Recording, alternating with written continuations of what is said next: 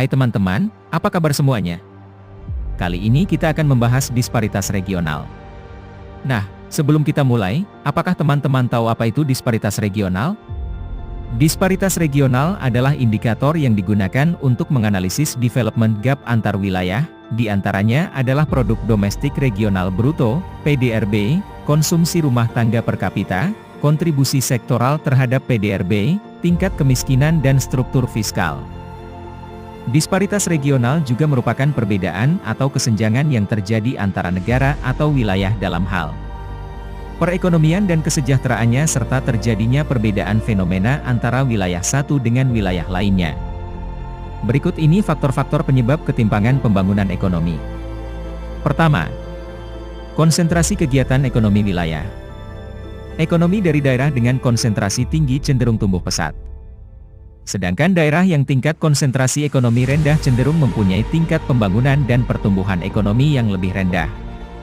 Seperti ketimpangan pembangunan sektor industri manufaktur atau tingkat industrialisasi antar provinsi atau wilayah sebagai salah satu faktor penyebab terjadinya ketimpangan ekonomi antar wilayah.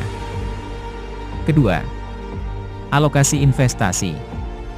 Rendahnya investasi di suatu wilayah membuat pertumbuhan ekonomi dan tingkat pendapatan masyarakat per kapita di wilayah tersebut rendah karena tidak ada kegiatan-kegiatan ekonomi yang produktif. Faktor berikutnya adalah tingkat mobilitas faktor produksi yang rendah antar wilayah. Kurang lancarnya mobilitas faktor produksi seperti tenaga kerja dan kapital antar provinsi merupakan penyebab terjadinya ketimpangan ekonomi regional. Hubungan antara faktor produksi dan kesenjangan pembangunan atau pertumbuhan antar provinsi dapat dijelaskan dengan pendekatan mekanisme pasar. Perbedaan laju pertumbuhan ekonomi akan menyebabkan perbedaan pendapatan per kapita antar wilayah dengan asumsi bahwa mekanisme pasar output atau input bebas.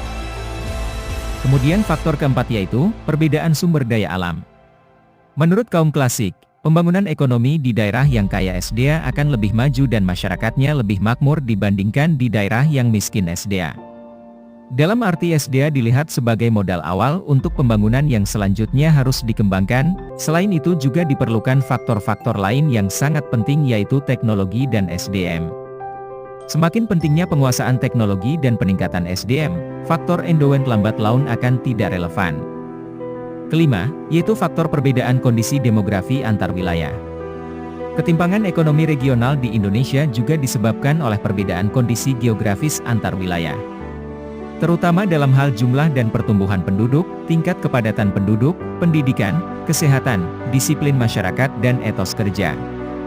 Dilihat dari sisi permintaan, jumlah penduduk yang besar merupakan potensi besar bagi pertumbuhan pasar yang berarti faktor pendorong bagi pertumbuhan kegiatan ekonomi. Kemudian yang keenam yaitu, kurang lancarnya perdagangan antar wilayah.